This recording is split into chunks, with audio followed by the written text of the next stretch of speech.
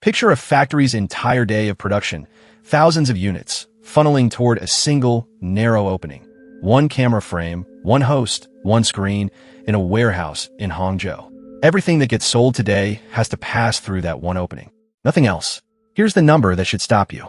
China's Livestream e-commerce industry moved more than 4.9 trillion yuan, roughly $688 billion, through that single kind of opening in 2023 alone, up from less than 20 billion yuan just 6 years earlier. A single private domain Livestream session, hosted by the right person at the right hour, can generate between $400,000 and $700,000 in sales, in a country where a physical storefront might take months to move that same volume.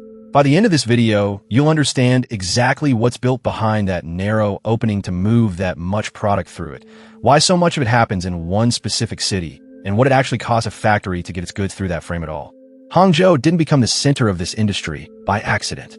It's home to Alibaba, the company behind Taobao, one of the platforms this entire ecosystem runs on, and that proximity pulled an enormous support industry into the same city almost immediately. Walk into one of Hangzhou's largest Livestream buildings, and what you find isn't a single studio. It's floor after floor of identical small rooms, each one built around the same narrow opening. A camera, a ring light, a product display, and a host talking directly into the lens for hours at a stretch. Professional sets, dedicated lighting, and teams of assistants exist purely to keep that one opening running smoothly, restocking products, managing chat questions, processing orders, all happening just outside the frame while the host keeps talking through it. Anchors themselves cluster overwhelmingly in cities like this one, alongside Guangzhou, Shenzhen, and Beijing, though the fastest anchor growth recently has actually been happening in smaller second-tier cities, as the format spreads well beyond where it started. The scale on the other side of that narrow opening is difficult to overstate. Douyin, the Chinese version of TikTok, generated approximately $375 billion in gross merchandise value in 2023 alone, supported by roughly 750 million monthly users, spending close to 2 hours a day inside the app. Taobao Live moved an estimated $550 billion over the same period, reaching about 900 million monthly users. Kuaishou, a third major platform, handled roughly $161 billion, with users spending over 100 minutes a day watching. 3 platforms, controlling more than 90% of this entire market between them, each one funneling an almost unimaginable volume of commerce through millions of individual versions of that same narrow frame, running simultaneously, all day, every day, across the country. Not long ago, the person standing in that opening was usually an independent personality, a social media star lending their following to whatever product they'd agreed to promote. That's changed fast. On Douyin specifically, 70% of e-commerce live streams are now led by the merchants themselves, not outside influencers, professional brand-run studios standing in their own frame rather than renting somebody else's audience. That shift comes with real financial logic behind it. Top independent influencers can command commissions as high as 40 to 50% of whatever sells during their broadcast, a genuinely enormous cut for a factory or brand to give up on every single unit sold through that channel. Building an in-house studio, hiring a dedicated host, and standing in the frame yourself instead is, for many manufacturers, simply cheaper than renting someone else's fame to do it for them, provided you can actually hold an audience's attention without a famous face doing the talking. Here's what makes the economics of that narrow frame make sense at industrial scale. The volume moving through it doesn't behave like ordinary retail. A single well-run private domain Livestream session can generate between $400,000 and $700,000 in sales in one sitting, with return and refund rates reported as low as 3%, well below typical e-commerce averages.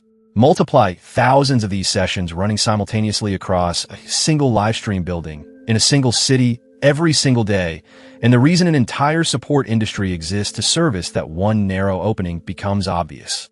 It isn't one host moving a modest amount of product. It's an entire coordinated production line, camera crews, inventory runners, live chat moderators, all built to keep that single frame producing sales at a rate no ordinary storefront could ever match. An entire professional talent industry has grown up specifically to staff that opening.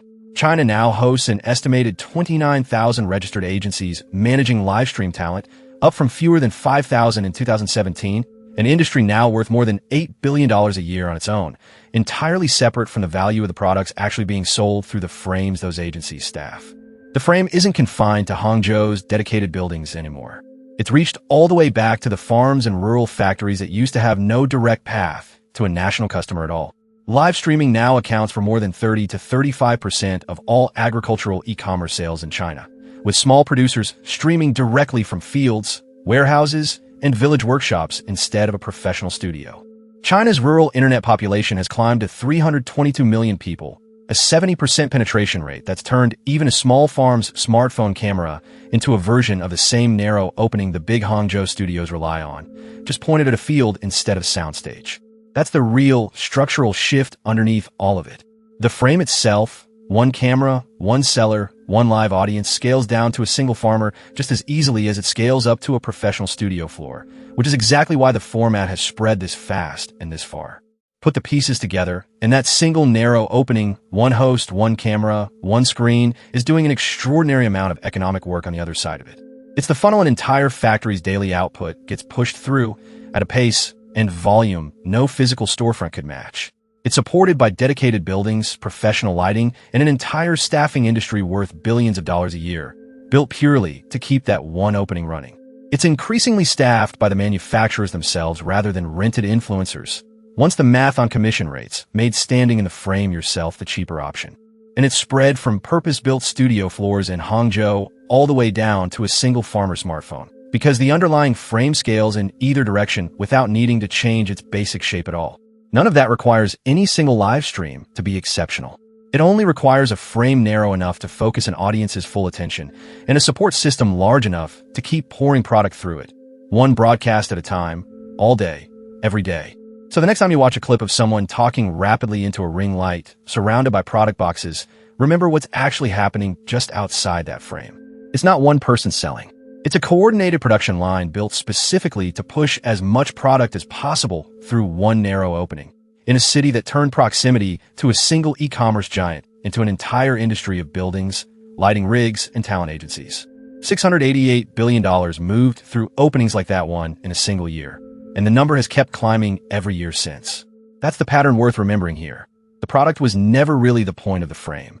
The frame was built to be narrow enough to hold an audience's attention, and everything else, the lighting, the staff, the whole building, exists purely to keep pouring product through it fast enough to justify the opening's own construction.